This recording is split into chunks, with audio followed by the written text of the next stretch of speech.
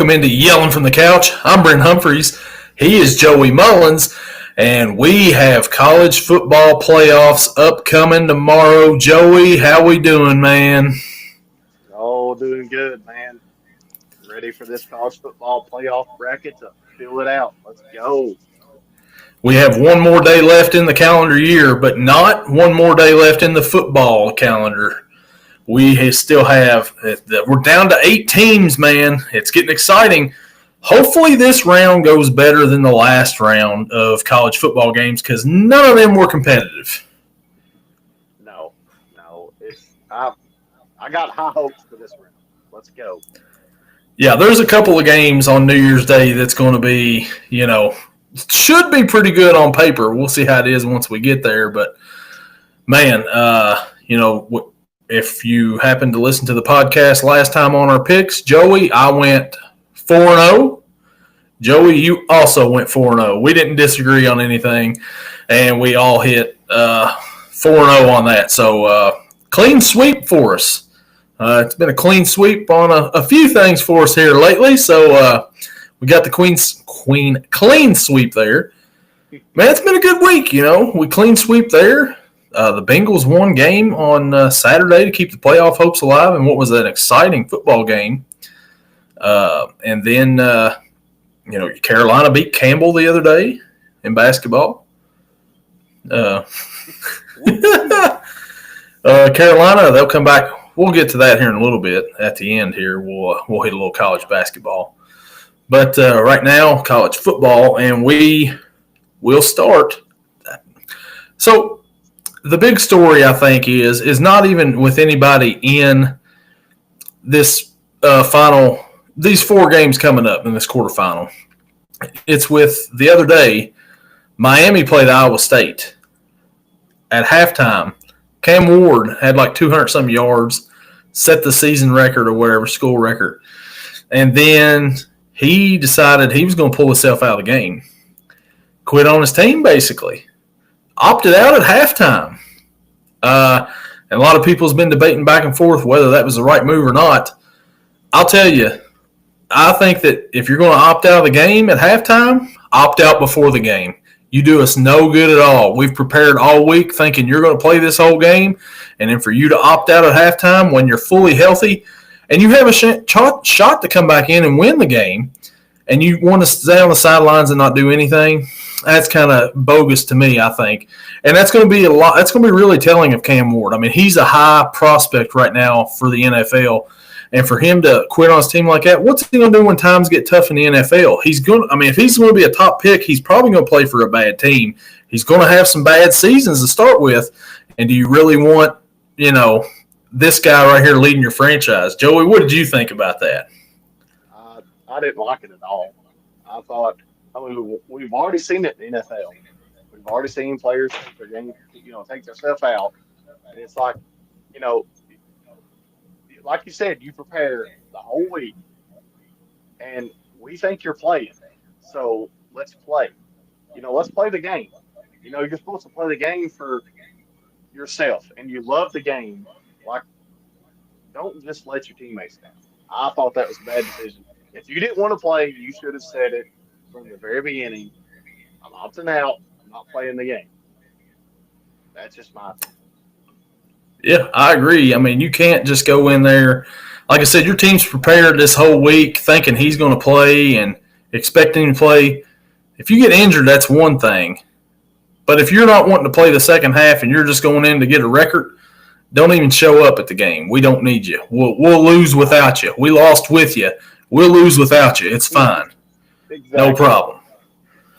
But, Iowa State won the Pop-Tart Bowl. And have you seen any of the pictures and stuff from the Pop-Tart Bowl? Pop-Tarts. Yeah. Ripping their wrappers off? Well, yes. The most fun-looking bowl you can be in, I believe, is the Pop-Tart Bowl right now. Everybody wants it to be a major bowl, and for good reason. I mean, it looked like it was just a good time all the way around at the Pop-Tart Bowl. Aside from Cam Ward not playing. Yeah. But everybody loves Pop-Tarts. I mean, who don't like Pop-Tarts? I mean, let's go. Yeah. But that was pretty much the big story. And the other big story Colorado played all their players and still got beat down by BYU in their bowl game the other night. Woof. Our Colorado boys. Yeah. I mean, they didn't look very good at all in the bowl. No. That was a game where they all played, but they didn't look like they wanted to play. Mm-hmm. You know, but at least they played. But oh yeah, I don't know. That was weird. They didn't opt out. No. And what's weirder in that is both these teams were playing in a bowl game, and they're from the same conference. Both of them Big 12 teams. I had to look at that twice, be like, wait a minute. Aren't they both in the Big 12? No. Yeah, they are. They're both in the Big 12 this year. And they're playing in a bowl game. Both teams ranked, playing each other in a bowl, and it's not a playoff game. So how did that even happen? I have no idea. But that was wild. I do the same thing you did. When I looked at the matchup, I'm like, wait a minute. Whoa. This ain't supposed to happen. But it is. Kentucky didn't make a bowl game this year. And they've had just about everybody seems like transfer. Dane Key's going to Nebraska. Barry and Brown, I think, is going to LSU. Yep. Yeah. Hardly Gilmore, the 17-year-old wide receiver who caught 6 passes. I mean, we hardly knew him, and now he's hitting the transfer portal. He was going to be a big key, going forward. Brock Vandegrift retired from football. That's how bad his experience was at Kentucky this past year. So, yeah, things have been looking like something for Kentucky football this offseason. It's weird. Yeah. Well, I think Kentucky will bounce back. I mean, I think they'll be okay. But Carolina football, on the other hand. Oh, I was getting to that. Yeah. The Wasabi Fenway Bowl. Connecticut defeats Carolina 27-14. Yeah. I don't know. I've got the same feeling with Carolina basketball and Carolina football. It's like, my God, can we not have some consistency here? Like, please. But hey, Carolina football, Belichick, let's go. Get them in line, win some games. Yeah, I think they're going to be in a pretty good spot here moving forward because, they got Belichick, and I think that he's going to be able to recruit for at least a few years and get Carolina back to where they may have been last year before they lost to Pittsburgh. Yeah. Well, I think they could be a playoff team next year. Yeah. Well, just him, Belichick being the coach, and like I said, the national publicity he gets, and just the recruiting he can do, I think that's going to help Carolina, all around. So we'll see. I mean, the players still got to perform. I mean, you can have the best coach on the sideline, but the players still have to perform. So we'll see. Yeah, we'll see. It'll be interesting going forward to see.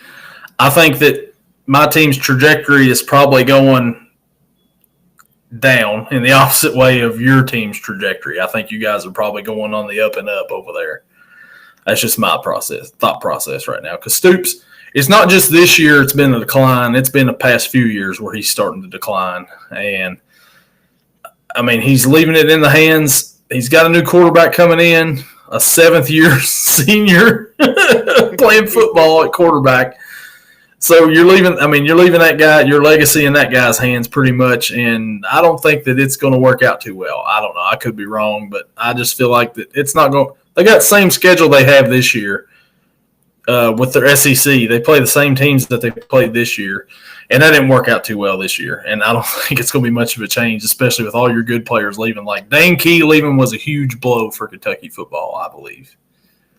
Big time.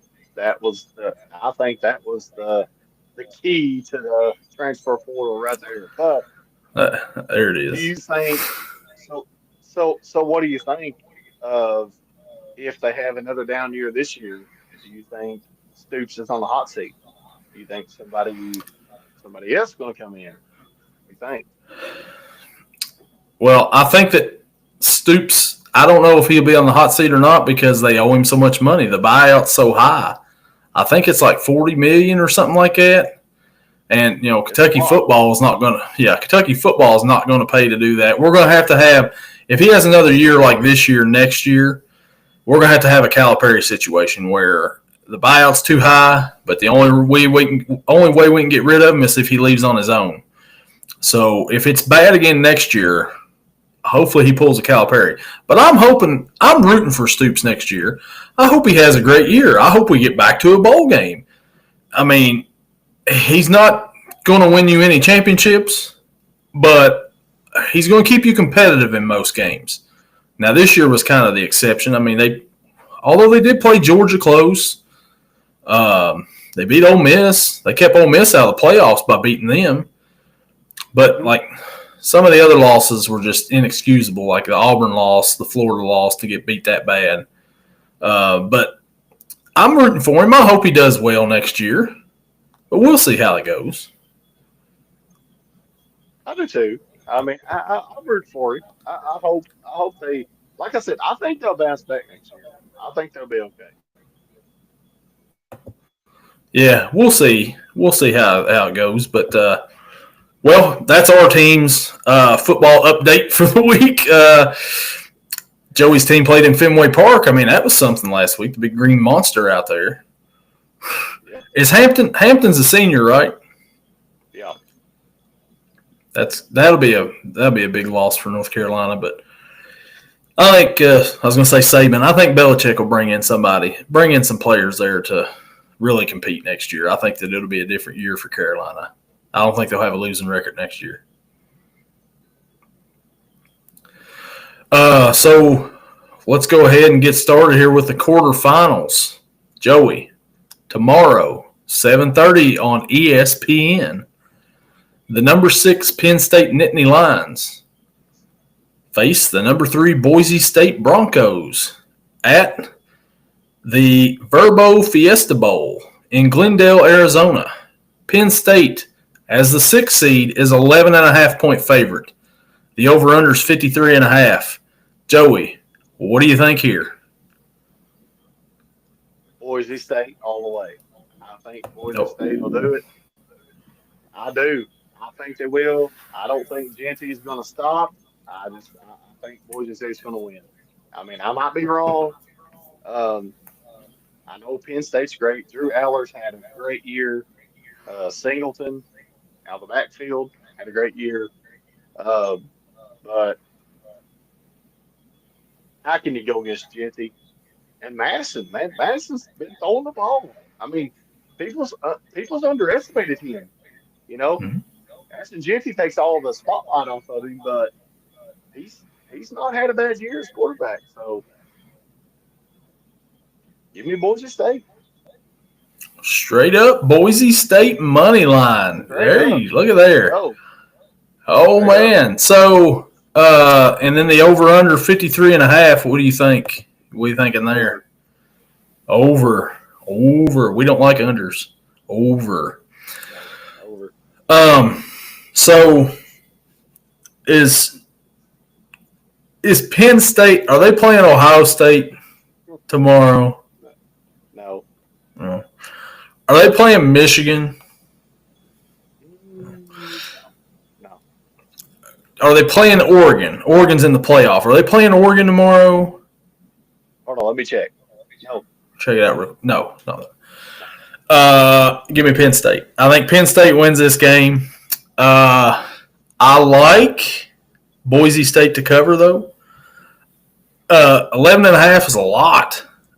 Penn State, man, they beat down, who was it they even played last week?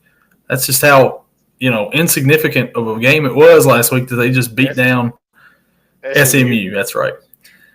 They beat down the ACC runner-up last week. There's no ACC teams left, I don't think. I think it was SMU and Clemson. Both of them got defeated. Yep. But Boise State, I like the story. I think Ashton Genty had a great season, had a great argument to win the Heisman Trophy. even afterwards, I like the honesty that he had. Did you hear what he said after Travis Hunter won the Heisman? And they asked him. What do you say? They said, what did you think about Travis Hunter winning the Heisman? He said, I think I should have won. He said, I was the better player. And I'm like, I like it. I like the confidence in there. And he's got an argument. I mean, he really, if they would have given it to him, he earned it. I mean, he really did. Travis Hunter, he just plays both sides of the ball, I guess. And that's, whatever. But, if Genty played for Alabama, he's their Heisman Trophy winner. He plays out in Boise State. People forget about him. Penn State, on the other hand, James Franklin usually wins these games against teams like this, teams that they're supposed to beat. They usually beat. The teams I mentioned earlier are the teams that they struggle with every time. And they're not playing any of them. I like Penn State in this one. I think Penn State gets the win. I like a Boise State cover, but I like the over in this one too. I think that Boise State's going to keep it close enough to where they scare Penn State a little bit, but they never get close enough to where they actually win. And that's my thoughts on it. There you go. Hey, I respect it, man. Hey, we'll see. I would love to see Ashton Genty come out and just run all over Penn State and get the win, but I just don't think that Penn State will allow it to happen. That's just what I think. He's going to. This play. We'll see. What is this? Connor says, play this game with Joey where you see how many teams. If you don't believe them, you cap. They have 45 seconds to name those teams. If they don't finish, nothing happens. Please, please, please, please. Sorry, Connor. All right. The next matchup on New Year's Day at 1 o'clock, the number 5 Texas Longhorns face the number 4 Arizona State Sun Devils. You don't know how hard it is for me to say the number 5 Texas Longhorns travel to Arizona State because they're not traveling to Arizona State. They're traveling to Atlanta, Georgia at the Mercedes-Benz Stadium for the Chick-fil-A Peach Bowl. Texas is a 13-point favorite. The over-under is 51.5. Joey, what are we thinking here? Number 5 and number 4. I know it's number 5, number 4, but give me Texas all the way. Give me Texas, everything. Points, give me it all. I think Texas is going to win this game. I think they're going to win this game handily. I don't think it's going to be. I mean, I'm not going to say it's going to be a 30-point blowout, but I think they're going to win comfortably. I mean, Quentin Ewers, dude, it's just. I don't think Arizona State's got an answer for Texas. I don't think they do either. Arizona State has had a good season. Their first year in the Big 12, they win the Big 12.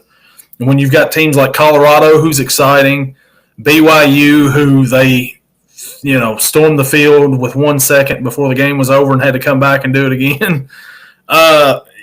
You got teams like that. Kansas, who was the big team killer at the end of the year in the Big 12. You have all them teams.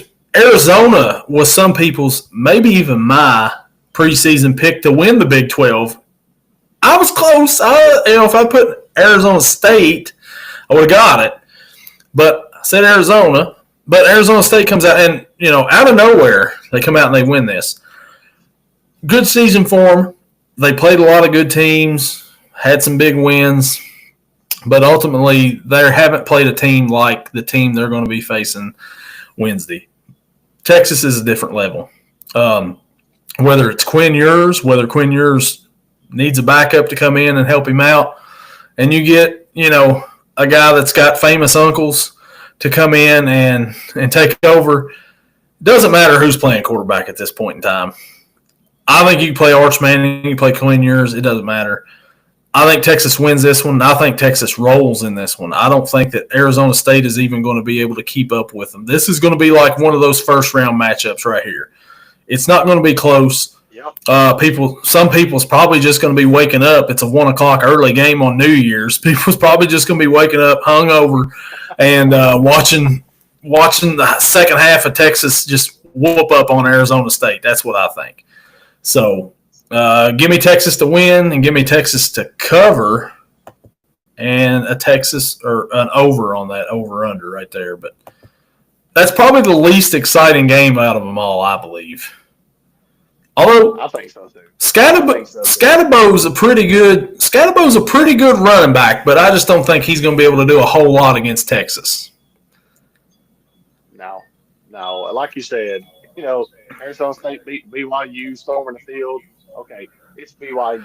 Okay, BYU is not Texas. Okay, so yeah, I agree with you. And then we go to, I believe they call this the granddaddy of them all, 5 o'clock on ESPN. Number 8, Ohio State Buckeyes. Number 1, Oregon Ducks.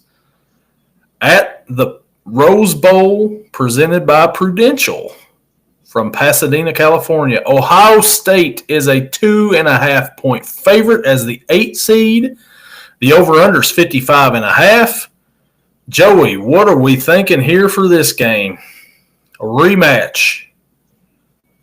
I'm thinking Oregon's going to win the game. And I'm going to tell you why. Because Oregon is obviously they ain't been beat. Okay. That's number 1. For 2, Dylan Gabriel he is him this year. I know he didn't win the Heisman, but he was invited. He's him. Yes. And James, 15 touchdowns this year out of the backfield.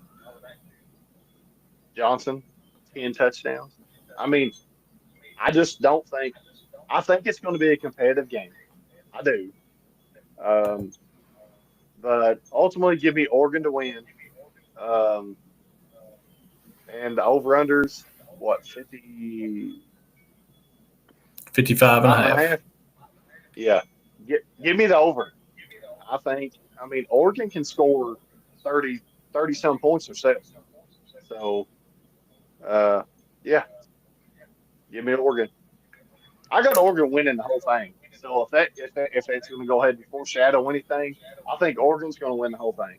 So, give me Oregon. Ohio State last week had an impressive win at home against Tennessee when Tennessee fans, almost filled up that stadium with them alone.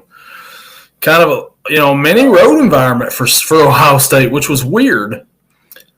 Ohio State, they lost to Michigan at the end of the year. Rivalry game. Their other loss, Oregon. At Oregon. Dan Lanning, the coach for Oregon, had a 12-man on the field penalty, which helped Oregon to run clock right there. And outsmarted the Buckeyes. And, I think that this game right here is going to be a little bit different. Will Howard, he slid a little too late in that game. They could have gotten a field goal range. They could have won the game.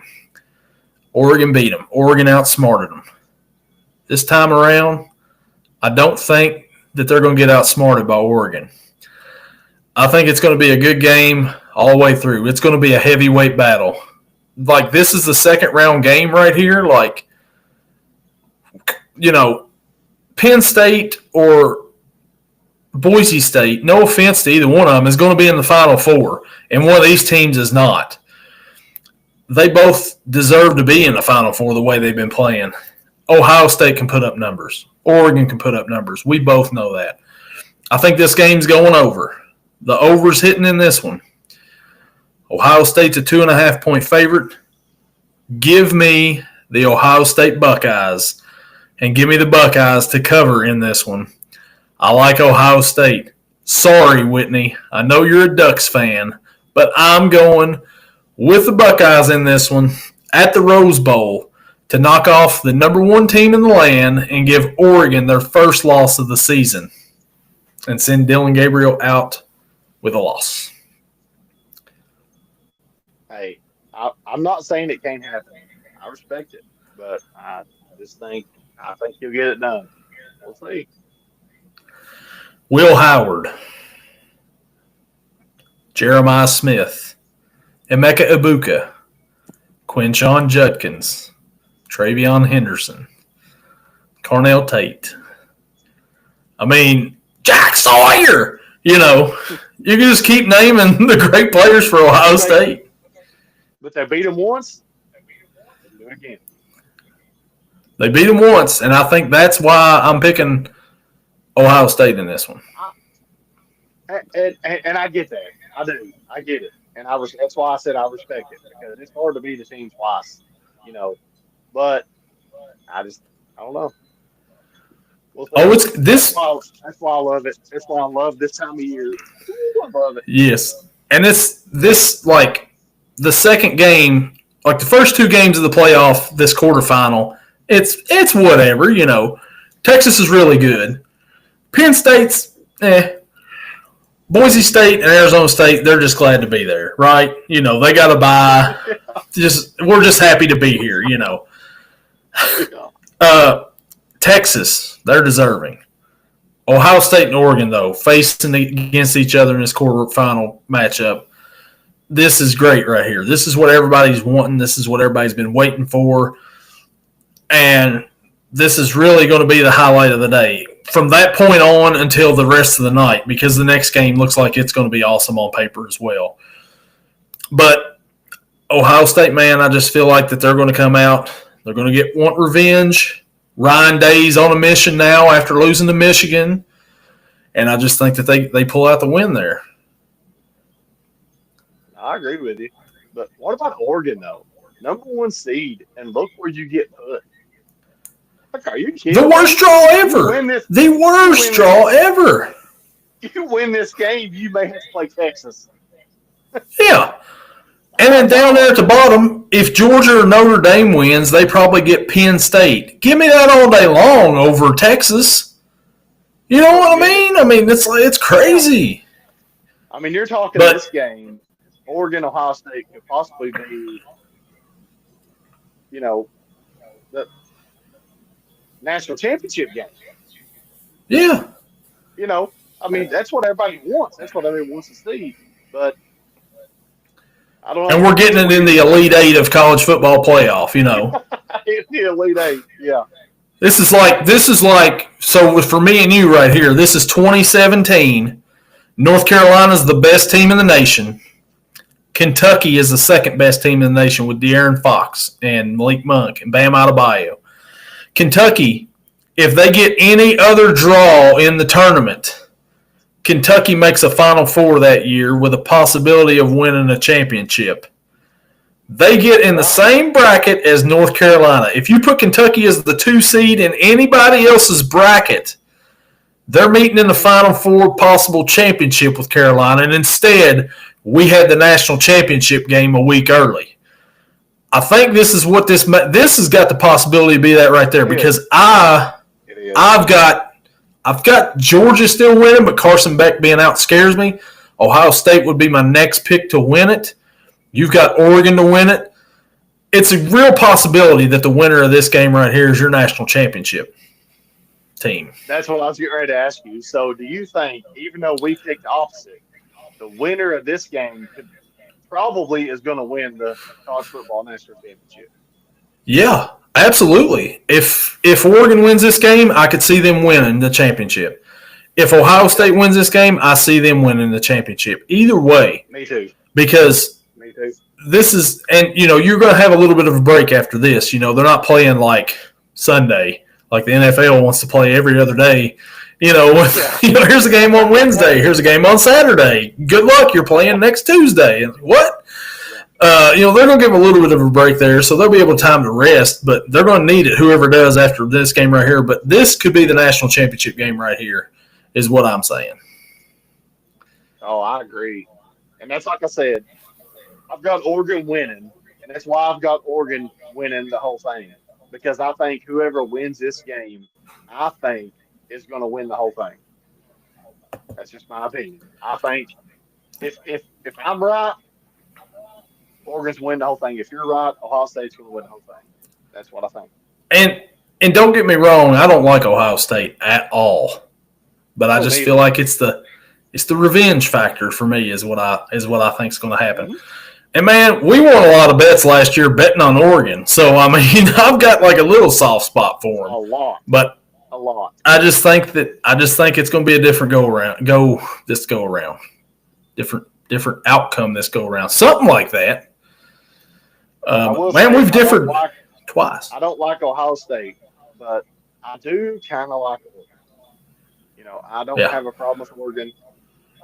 Their jerseys are nice. Their helmets are nice. Like all that. And, I'm a Carolina fan, as you can see, but I do like Oregon. So we'll see.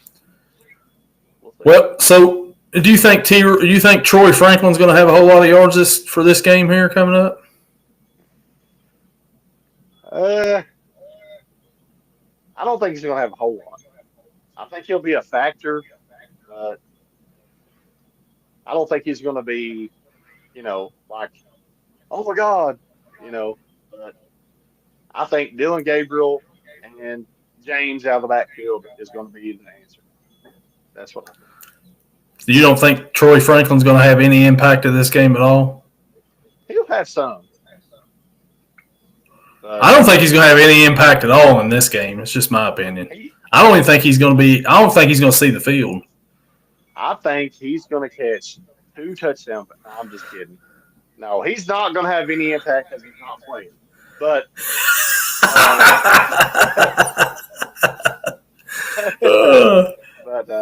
yeah. Maybe he will. Maybe he will in the Chiefs game. We'll see, but hopefully not either on that end. Hopefully not. With 3 of the 4 picks already, we've got one more game to pick in the college football quarterfinal. 8:45 on ESPN. Number 7 Notre Dame Fighting Irish face the number 2 Georgia Bulldogs at the All-State Sugar Bowl. Ohio State. Georgia is a 1-point favorite. The over-under is 45.5. Joey, Carson Beck is not playing. Do you think that is going to be a big factor in this game, or do you think that won't really matter? Yes, I think it's going to be a big factor. I think give me Notre Dame in this one. Give me Notre Dame. I think Carson Beck is that big of a difference to Georgia. I mean, what do you think? Do you think he's that big of a difference to Georgia? Playing against Notre Dame, Riley Leonard, you don't think so? Nope. I think Carson Beck's a little overrated, and I've said this all year long. I think that John Stockton's kid that came in for the SEC championship game, I thought he played really well in that game when he came in relief of Carson Beck. He did. He's had time to practice. He's had weeks worth of practice with his first team reps. I think it's going to help him. He's just going to get better. I think that they'll win this game. I think Georgia wins. They're a 1-point favorite. Notre Dame's tough. They've been tough all year. They've played pretty well. Riley Leonard has been good. Love has ran the ball well. Notre Dame likes to run the ball. Quarterback, running back, they play good defense. They play really good defense. They shut a high-powered Indiana team down last week. Beat them down. I don't think they're going to be able to do that with Georgia. I think that both teams are going to score. It's going to be a low-scoring game. I think the under may hit in this game, actually. I think that's what it's going to be like. But I think Georgia's got some other weapons around there that could help Stockton back there in the backfield. I like Georgia in this one. I don't think that Carson Beck being out is going to affect a whole lot in this game, I don't think. Can Notre Dame beat them? Yeah, they can beat them. I think there's a possibility they can, but I think Georgia's going to win this game. And plus, like I said, before we made these picks, I said Georgia's win the national championship. I don't feel so good about that now that Carson Beck's out because, I mean, he could. He could. But I'm going to roll with Georgia on this one. And I think the under – give me the under in this one. We're not underdogs on here, but we'll take the under in that one. And give me Georgia's cover. I agree with you. I agree with you about the under. I don't agree he's about to win. I think Notre Dame's man their defense, and look at Leonard, man. I didn't think he was going to pan out anywhere. I mean, No, at Duke, he wasn't that great, and he came here, and no. now it's like, okay, and he's been good for him this year. So, and I think Carson Beck, I don't think he's that great of a college player to where he's like way up here on the NFL draft list, but I think to Georgia, he's very important. That's what I think, and that's why I'm going to go with Notre Dame. So if this game was the Final Four and they played the quarterfinal last week and Carson Beck got hurt and Stockton just had a week to prepare, I would probably tend to agree with you. But Stockton, he's a 5-star quarterback. Kirby Smart in that post-game interview showed that he loves the kid. He was slapping him on the chest, being like, "This is one heck of a guy right here. Talk to him." He shows he likes the guy, and if he likes him, he trusts him. Then I trust it. Then I think Kirby Smart is a better coach than Marcus Freeman is overall. He's been there. He's done that. So I feel okay with John Stockton's kid in there. Yes, I know it's not John Stockton's kid, but for this purpose, John Stockton's kid out there quarterbacking. We've already had one laugh on the podcast. Why not two? But Yeah, why not? I mean, I agree with you, but and to say that Georgia can't win the game, I don't believe that. Can Georgia win this game? Absolutely, but I think it's going to be a close game.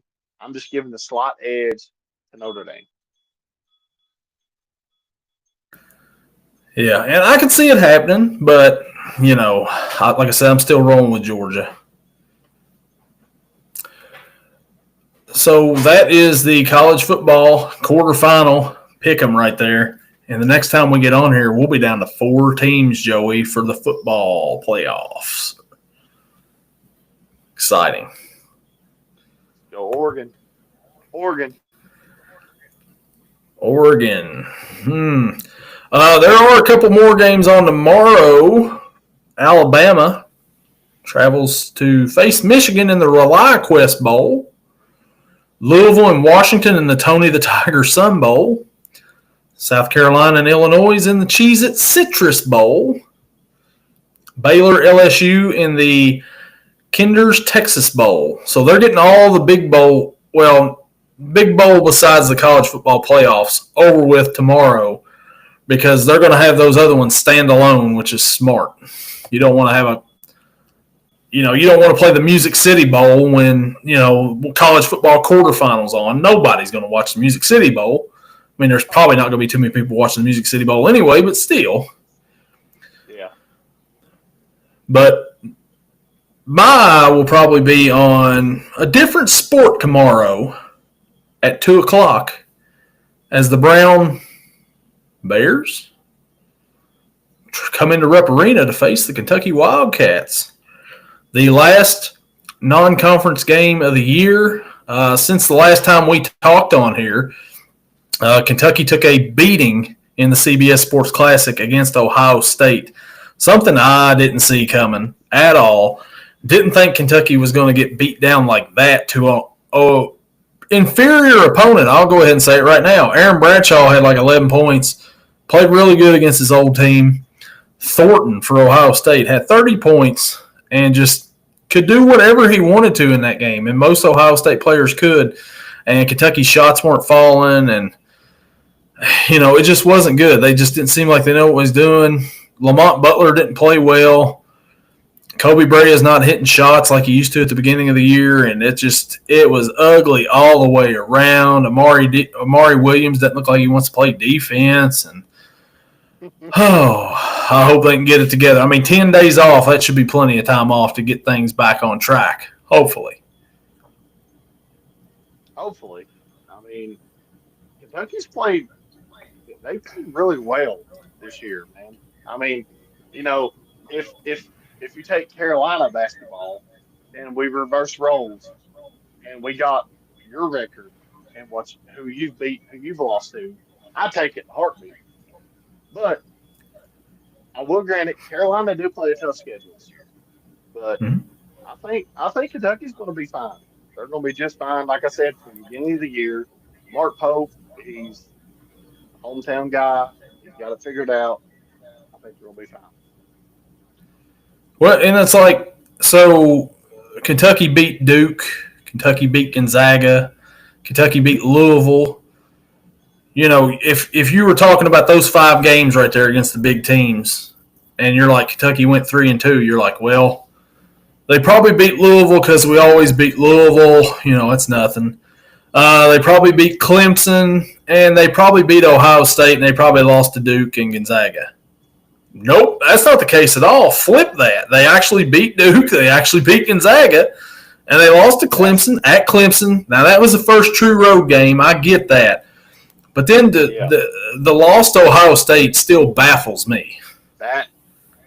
That's the one that's the one that got me. Like I wasn't expecting that. I was not expecting it at all.